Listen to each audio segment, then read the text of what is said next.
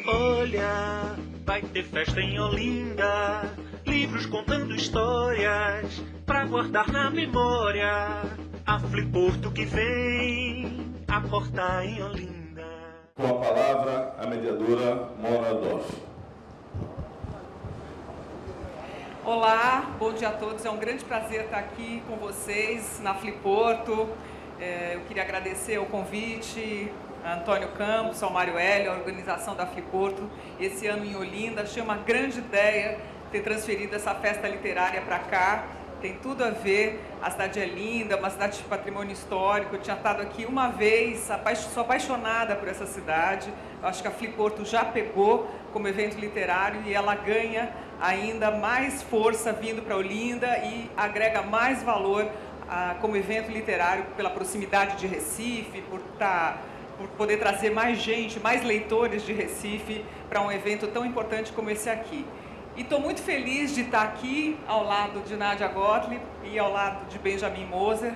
Os dois eu tive a oportunidade de entrevistar já individualmente em outras ocasiões, e grandes escritores, grandes biógrafos, mas a oportunidade de estar mediando esse encontro inédito entre dois biógrafos e tentar entender como é que se constrói uma biografia junto com vocês, eu acho que é um grande privilégio. Então, estou muito feliz de estar aqui e quero novamente agradecer.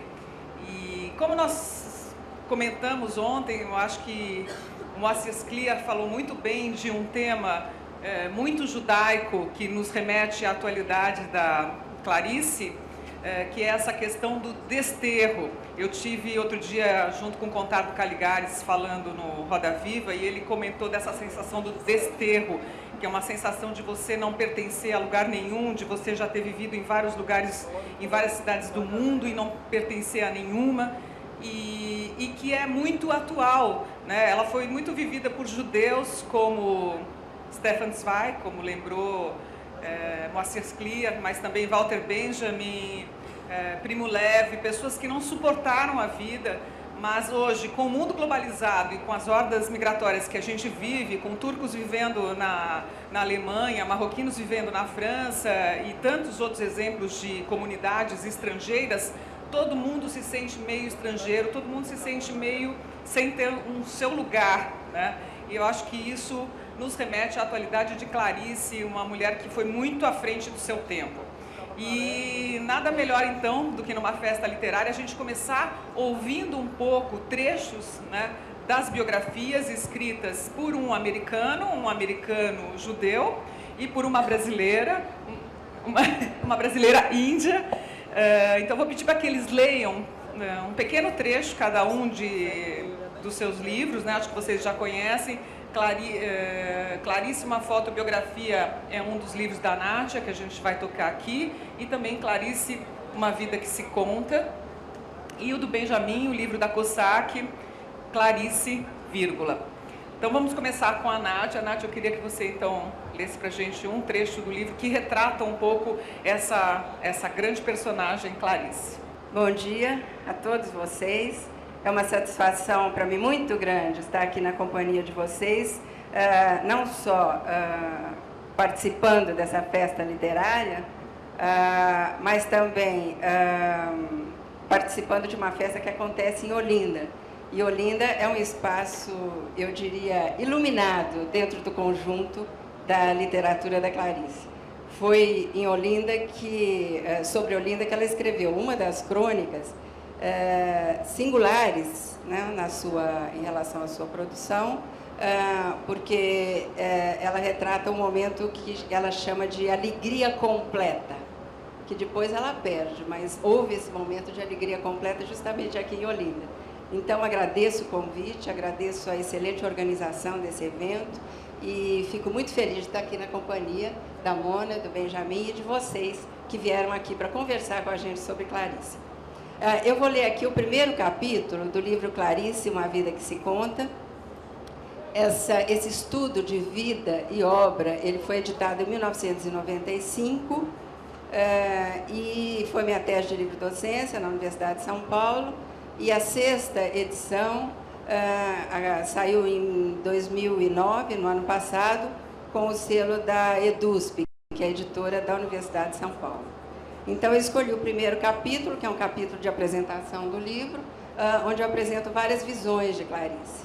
E a epígrafe é a seguinte: tenho várias caras, uma é quase bonita, outra é quase feia. Sou o quê? Um quase tudo. E agora vem um texto do qual eu vou ler um trechinho, que é o início.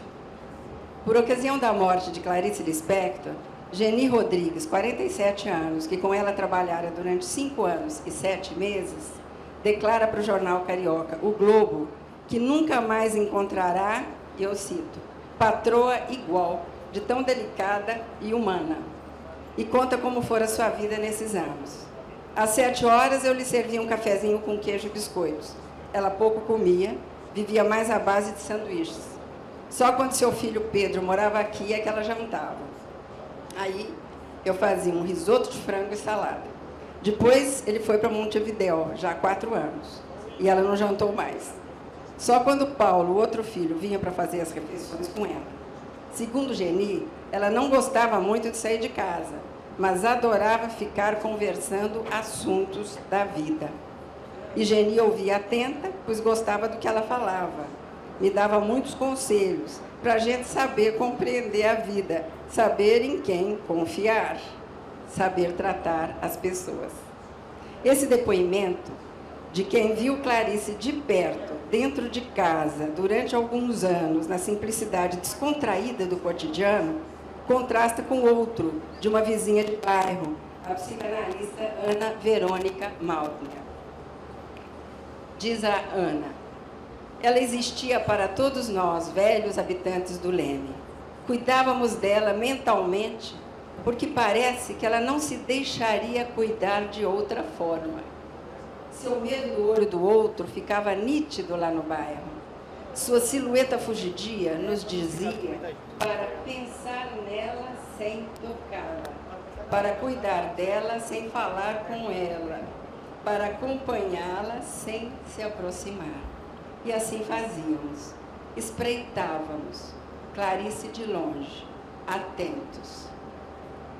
Se a primeira visão nos traz a imagem da mulher boa, simples e sem mistérios, como Clarice, aliás, várias vezes afirmou ser e assim querer ser vista, a segunda privilegia justamente um distanciamento respeitoso também, de certa forma, cultivado pela própria Clarice, que ao isolar-se voluntariamente, cercava-se de uma aura de mistério, permanecendo intocável e favorecendo, quem sabe, certas mitificações.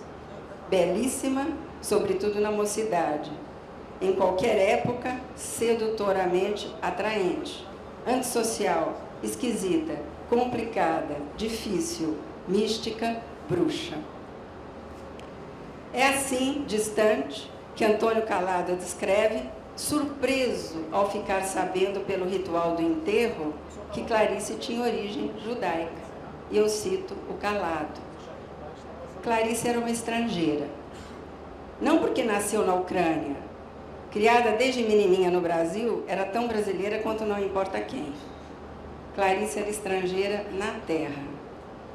Dava a impressão de andar no mundo como quem desembarca de noitinha numa cidade desconhecida, onde há uma greve geral de transportes. Mesmo quando estava contente ela própria, numa reunião qualquer, havia sempre nela um afastamento. Acho que a conversa que mantinha consigo mesma era intensa demais. Sempre achei, e disse mesmo a Clarice, que ela era a pessoa mais naturalmente enigmática que eu tinha conhecido.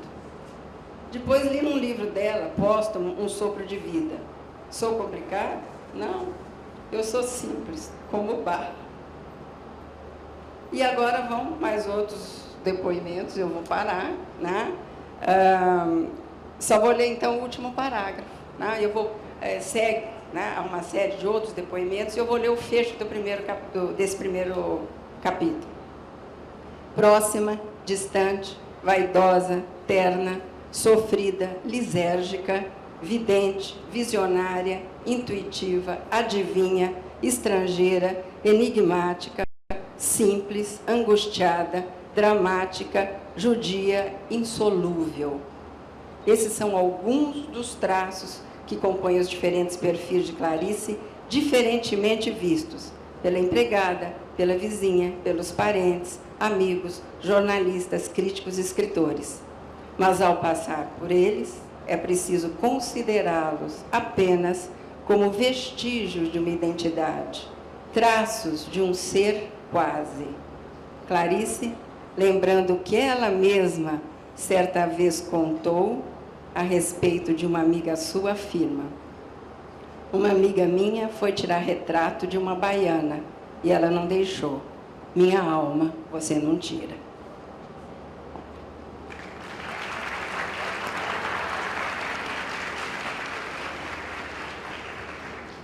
Nada melhor do que saber ouvir um escritor lendo a sua própria obra. Eu acho que é uma forma de você estimular a leitura, e eu gosto muito que os autores com quem eu converso possam ler para que o público conheça e entenda um pouco do que eles estão falando. E como, Benjamin, como descrever uma pessoa tão complexa, né, uma alma, assim, uma complexidade de personalidade?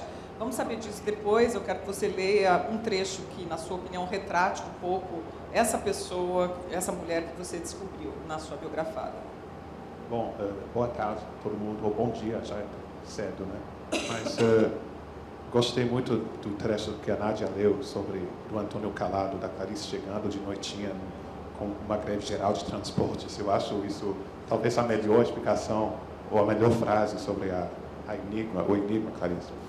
Agora, eu vou ler uma parte pequena que não é minha. Ela falou que é melhor ler, o autor ler a própria obra, mas eu vou ler uma citação de um parecer da Cruz Vermelha Russa, que descreve a situação na Ucrânia, no então Império Russo, por volta de 1919, 1920, quando a Clarice nasceu. E descrevem isso como o pogrom básico. O bando invade a cidade, espalha-se pelas ruas. Grupos separados invadem as casas de judeus, matando sem distinção de idade e sexo todo mundo que encontram pela frente, com a diferença de que as mulheres são bestialmente estupradas antes de ser assassinadas, e os homens são obrigados a ceder tudo o que está na casa antes de serem mortos. Tudo que pode ser transportado é levado embora. O resto é destruído. As paredes, portas e janelas são quebradas à procura de dinheiro. Quando um grupo parte, vem outro, e depois um terceiro, até que absolutamente nada que se possa levar é deixado na casa.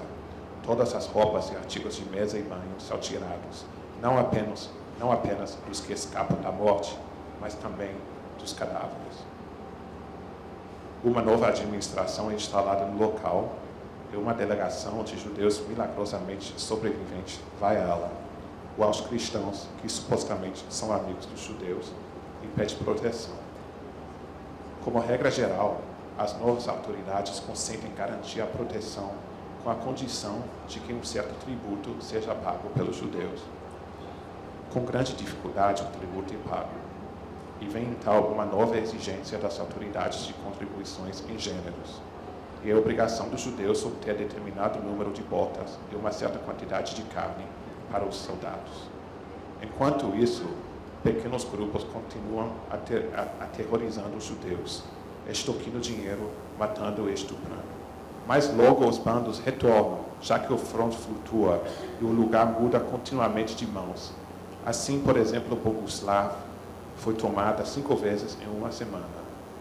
Cada mudança de governo e administração traz novos pogroms.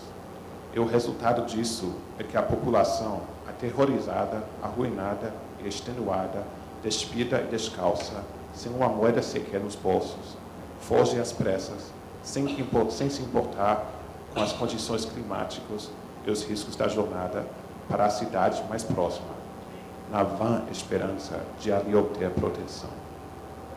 E isso descreve um pouco a situação na Ucrânia, na época em que a família Lispector está fugindo e não sabem exatamente para onde estão fugindo. Então, interessante que o Benjamin escolheu um trecho não da pessoa Clarice, mas da situação vivida pela família dela, né, na Ucrânia, da onde ela emigrou. Se a gente pensar, ela praticamente nem viveu essa situação, porque Clarice nasceu num deslocamento. Eu fiquei pensando ontem se esse próprio nascimento dela, né, de ter nascido numa cidade enquanto os pais se deslocavam, fez com que ao longo da vida dela, ela não se sentisse pertencente a lugar nenhum, mas cidadã do mundo, né, sem ter bem encontrado seu lugar.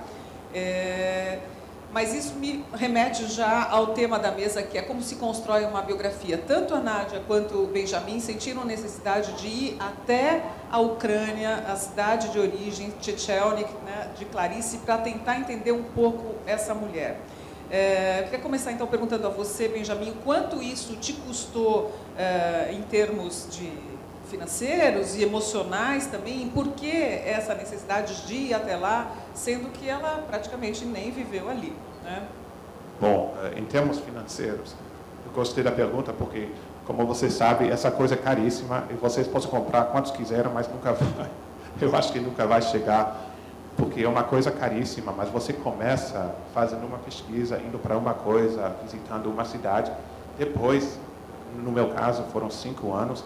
No caso da Nádia, foram quase 20, né? Ai, não fala, já são 30. Então, mas não é uma coisa que você começa dizendo, eu vou dedicar 30 anos da minha vida a essa mulher. Mas é uma pessoa muito sedutora, que é muito fascinante, que você fica te empolgando e te dá muito de volta em troca.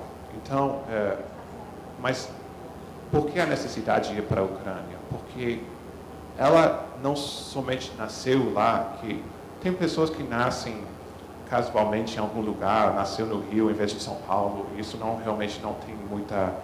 Nasceu em Olinda em vez de Recife, mas no caso da Clarice é muito importante ver o lugar de onde veio e na situação que ela veio, porque ela foi muitas vezes vista aqui como uma imigrante, que de fato era tecnicamente, mas mais do que isso, a família era de refugiados de guerra.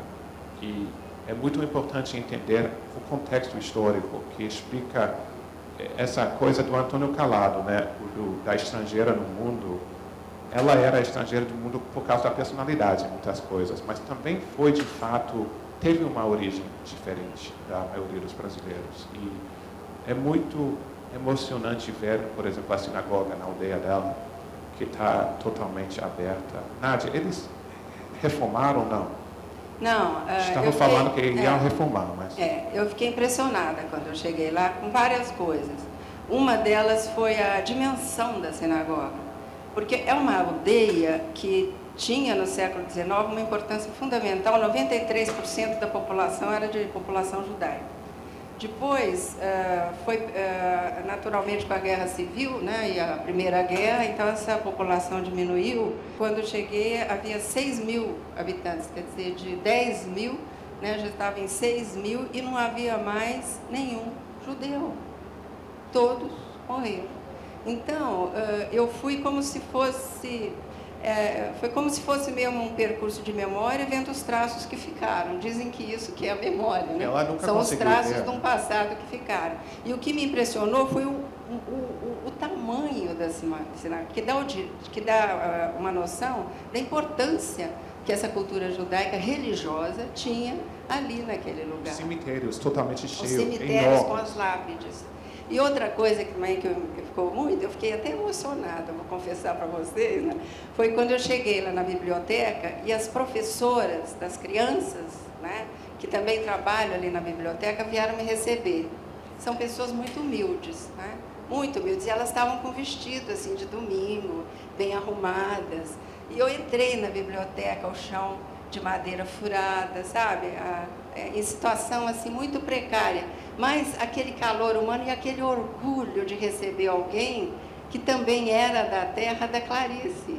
E uma das coisas que elas disseram, que elas gostariam muito de ter pelo menos alguns livros da literatura infantil da Clarice, traduzida para o ucraniano, né, digo nem o russo, o ucraniano, o dialeto lá, o ucraniano, para que ela pudesse ler isso para as crianças e as crianças conhecerem essa escritora que tinha nascido lá. Então isso me deixou assim muito emocionada, né?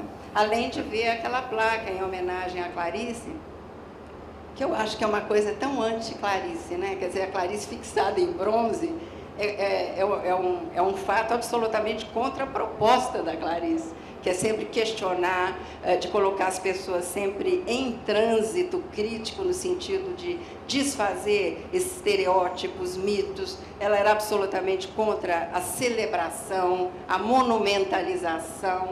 Então eu olhei ali, fiquei com pena da Clarice, sabe, dela estar ali, né, querendo, naturalmente o povo fica o melhor das intenções, mas é um fato anticlariciano por natureza, né? Então isso também me deixou assim muito constrangida, né, diante da homenagem que fizeram a ela. Posso falar sobre uma coisa sobre as roupas das mulheres? Eu também fui, deve ter sido as mesmas mulheres, e estavam ensinando. Eu cheguei às 11 horas, uma coisa. E uma estava assim de civil, digamos. Estava assim como se fosse na aldeia dela, que era. Ela me viu, e ela saiu correndo e voltou com o vestidinho arrumadinho. Então, para dar uma ideia de onde que veio, é uma coisa bem pequena mesmo.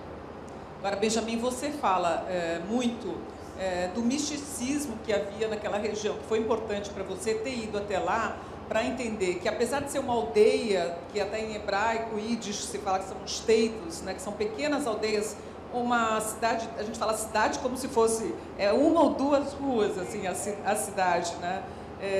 Era um local de muitas aldeias, onde viviam espalhados ali muitos povos, né, inclusive judeus, mas que havia um misticismo muito grande. Ali perto tem uma cidade chamada Uman, que até hoje tem peregrinações incríveis no Ano Novo Judaico, que nasceu é a ali do Boris Schneiderman, você sabia? O professor Boris Schneiderman, ele é de lá. Ele é de lá. Lá. Essa cidade, Uman, tem um rabino chamado Rahman de Breslav, que é o sábio de Breslav, que ali nasceu e viveu, e se tem peregrinações até hoje, como o Santiago de Compostela. Você foi no túmulo dele? Uman, Nachman von Breslav. Você está, porque nós judeus, eu acho que você metade sefaradita, né? Mas também metade. Mas nós temos a ideia de que não existe mais nada na Europa Oriental, e você chega numa coisa bem tradicional, humana, e tem uma peregrinação enorme de judeus ortodoxos, super vestidos e produzidos. E fica ao lado da Clarice. E também tem o Baal Shem Tov, que era o fundador do Hassidismo. E está tudo aí. E você falou do Boris Schneiderman. Eu aprendi aqui que os judeus brasileiros, não os sefaraditas, mas os ashkenazitas, viram quase todas daquela região. Porque, bom, o vizinho foi para São Paulo e mandou uma carta dizendo que, bom, aqui, vem aqui. É lógico, né? Mas muita gente veio daquela região, da Moldávia e da Ucrânia. A história da família da Clarice é a história de muitos judeus. A história do meu avô, do lado do meu pai, que nasceu na Bessarábia, lugar de Samuel Weiner também. Enfim, é uma história comum, partilhada por todos. Mas o fato de você ter ido até lá foi importante para perceber, para você, pelo que eu entendi na sua biografia, o lado místico na literatura da Clarice? Bom, isso que eu digo no meu livro, que é uma coisa que eu acho, é uma coincidência de um lado, porque, de fato, ela era de Pernambuco, praticamente. Ela só nasceu lá. Mas como é que é possível que tenha refletido na obra dela tantas preocupações que se parecem tanto com as preocupações da terra de onde ela veio e também de outras terras onde viviam judeus que tiveram essa mesma experiência que a família dela, que era de perseguição, de exílio, de pobreza, mas ao mesmo tempo de uma conexão à palavra, e a palavra como veículo para chegar ao divino, que ela reproduz praticamente uma senhora num prédio elegante na praia do Rio de Janeiro. Ela parece até com esses homens de barba enorme, chapéu, na escrita. Não é que a escrita se parece literalmente, mas as preocupações metafísicas, de onde que vemos, o título do meu livro em inglês é Por que este mundo, que é uma coisa que ela falou adolescente, como é o mundo e por que este mundo, E o fato de perseguir essas perguntas via a escrita. Mas é difícil saber se ela inventou isso sem nada. O pai dela, se sabe que era uma pessoa dada às coisas do espírito. Como ela falou, o avô dela também era místico. Mas são essas coisas nas famílias, né? O pai é médico, então o filho talvez seja médico também. Tem essas coincidências. Para você foi importante essa ida à Ucrânia, ou o que foi mais importante na construção da biografia, Nádia? Olha, para mim, a construção da biografia, quer dizer, isso eu fiz em 1995. Essa edição, que é a sexta, que saiu agora em 2008, eu não modifiquei o texto, é curioso, eu atualizei algumas datas, tendo em vista documentos que eu encontrei quando estava fazendo o livro posterior, que é a foto, biografia, mas eu só acrescentei meia página com a leitura de uma foto, que é a foto do casamento de uma tia da Clarice. Então, é o texto tal como estava praticamente em 1995. E quando eu fiz esse texto, o lugar mais importante para mim, para construir essa biografia, foi Recife. Porque naquela época, em quase meados do século passado, naquela época, pelo menos em São Paulo, acho que vocês aqui em Recife crescem ouvindo falar da Clarice, porque ela morou ali na Praça Maciel Pinheiro, ela morou na Rua da Imperatriz, então isso faz parte, né, dos lugares que vocês frequentam. Mas a gente conhecia muito pouco sobre Clarice nos anos 80. Quer dizer, o que a gente lia eram entrevistas da Clarice em jornais e revistas, e a Clarice, sobre esse passado, moita. Ela nunca falou nada. Tá? A gente conhecia através da Elisa, que é a irmã dela. Aliás, eu queria fazer um parênteses. Eu queria dizer o seguinte, que nessa festa que é literária, eu acho que merecia também uma homenagem a Elisa Lispector. Porque ela não só foi uma escritora extremamente importante, embora não tenha tido a dimensão que a Clarice teve, mas ela que contou a história dos judeus. A Clarice não. Quer dizer, que se existe alguém que tem mérito no sentido do registro histórico, é Elisa. A Clarice que me perdoe, mas é Elisa, que escreveu um romance contando a viagem, que se chama No Exílio, desde a Ucrânia até Maceió, e ainda conta alguma coisa depois, posterior a isso. Você acha, Nádia, que ela tinha algum problema em relação a isso, em se reconhecer judia? Eu acho que ela tinha tanto problema que não falava. Quer dizer, é uma coisa que pode ser considerada traumática. Exatamente o que, não dá para saber. Aí a minha posição é um pouco diferente da do Benjamin, porque o Benjamin identificou uma questão de origem, que é a questão do estupro da mãe, e eu acho que não existe registro que explicite esse tipo de violência. Quer dizer, pode ser uma hipótese, mas eu acho que o documento, do qual a documentação que a gente conhece, não nos permite afirmar categoricamente que isso aconteceu. Tá? Agora, o que eu queria... talvez, a história a mãe de Clarice era muito doente, tinha contraído sífilis. Não sei. Aparentemente, né? Não, nem aparentemente. A Clarice, numa crônica, ela diz que a mãe tinha uma doença. Mas ela não especifica que doença é, nem ninguém especifica que doença é. Ela morreu do quê? Ela morreu, o óbito é de uma paralisia progressiva. A Elisa menciona explicitamente paralisia. Ela usa o termo hemiplegia, que é a paralisia de metade do corpo causada por lesão cerebral. E ela também, a Elisa, fala em trauma, né? Usa esse termo trauma, que pode ser, eu até pensei que fosse sentido meio psicanalítico, mas também pode ser uma batida, uma coisa assim. Então, não existe nenhum documento que diga explicitamente que houve estupro ou que ela teve sífilis. Né? Mas o que eu queria dizer não é isso. Não, mas o que eu acho importante dizer, que faz um pouco parte das preocupações da Clarice, e isso é mencionado tanto por você quanto por Benjamin, que havia uma superstição, havia uma crença na época de que um nascimento de uma criança seria uma coisa tão abençoada que pudesse curar a mãe da doença. Quem disse? Não.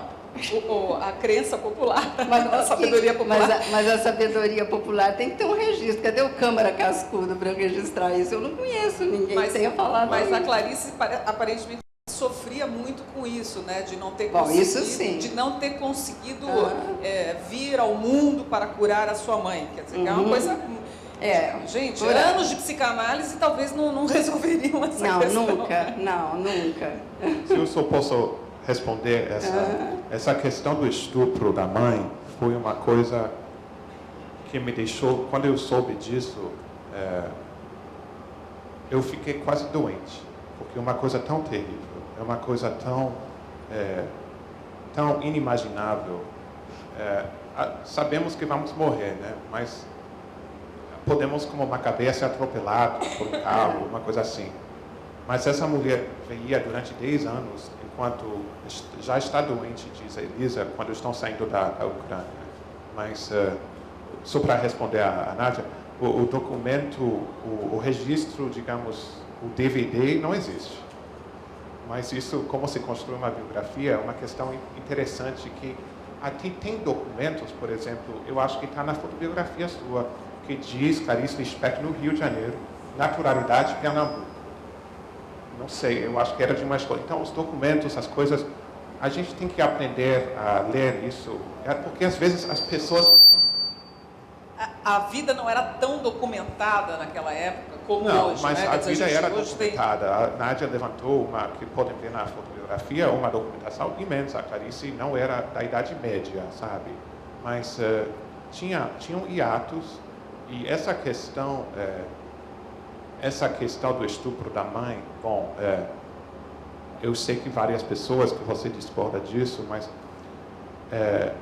4 pessoas diferentes me falando disso, tem toda uma evidência folclórica, como essa coisa de curar a mãe, tem várias coisas que são... Eu acho que aí, Benjamin, é um problema de critério na seleção do que é documento confiável, né? Você confiou claro, nesses não, mas isso é e eu diferença. não confiaria, eu acho que é uma diferença em relação a critérios, sabe? Que talvez se tivesse falado com essas pessoas, teriam acreditado mais. Se tivesse um depoimento legal, talvez, né? Mas o que eu queria dizer, sabe o que é? É o seguinte... é que é uma família só, Lispector, com 3 irmãs, e todas diferentes entre si em relação a essa tradição judaica. Eu acho isso muito interessante. Quer dizer, a Elisa é a que não só falou, como escreveu sobre. Então, era considerada o baú, né, como dizia a Tânia Lispector, era a Tânia Kaufmann, a segunda, era o baú da história, quer dizer, ela guardava os documentos, né? E tem um texto muito bonito que se chama Retratos Antigos, em que ela se descreve abrindo o álbum de fotografia e ela lê as fotos dos antepassados. Ou seja, ela tem um respeito muito grande pela tradição, pela memória, né, ancestral. Então, essa é a Elisa. E escreveu o romance autobiográfico que conta a saga dessa família vindo para o Brasil. Então, essa é uma atitude. A Tânia, eu acho que ficou entre as duas, né? E tem um livro de contos também, a Tânia, que é do meio, né? Ela tem um livro de contos, Instante da Descoberta, que foi publicado em 2003. E a Clarice nunca falou no assunto, né? Quer dizer, e tem uma literatura muito grande, onde aspectos, temas bíblicos e questões, não é, que, de certa forma, devem ter sido escritos, iluminados por essa tradição, existem realmente com intensidade. Os especialistas nesse assunto têm desenvolvido vários ensaios a respeito disso. Então, eu acho muito curioso, né, que numa família de 3 irmãs, cada uma tem uma atitude diferente em relação a essa tradição judaica. Eu acho que é muito comum, né, nas famílias, as pessoas... Eu tenho muito em comum com minha irmã, por exemplo, mas também tem outras coisas que não tem nada a ver. Eu acho que... Ou com os pais. Tenho certas coisas que são super... que eu posso ver que são mãe ou do meu pai, mas cada pessoa é diferente e vê a história de maneira diferente. Já começaram a chegar algumas perguntas. Eu esqueci de dizer aqui que eu gosto muito que tenha a participação da plateia, então se vocês quiserem mandar perguntas, eu vou tentar fazê-las na medida do possível todas aqui. Então, pediria para que a gente fosse um pouco breve nas respostas para poder dar conta. A Jorge Alves comenta aqui: a alegria completa descrita por Clarice na crônica Banhos de Mar é um dos preciosos momentos de conceito da felicidade da autora. Pode falar sobre outros momentos de felicidade, da relação desses momentos com Olinda, Recife? Pergunta da Jorge Alves para você, Nádia. Há várias crônicas de infância que tratam da infância, incluindo o resto do carnaval, 100 anos de perdão, Felicidade Clandestina, etc. São contos que ela publicou, um conjunto deles ela publicou no Felicidade Clandestina, que é de 1971. Nenhum deles tem a intensidade, no meu ponto de vista, que tem esse Banhos de Mar, né, de Clarice. Tanto que quando eu desembarquei hoje no aeroporto, eu falei, eu não sou criança, mas eu quero ter um banho de mar em Olinda. Porque é uma coisa tão interessante o modo como ela desenvolve essa história, né? Começa que era um ritual, né? Era um ritual, esses textos para mim do ucraniano, eu usei na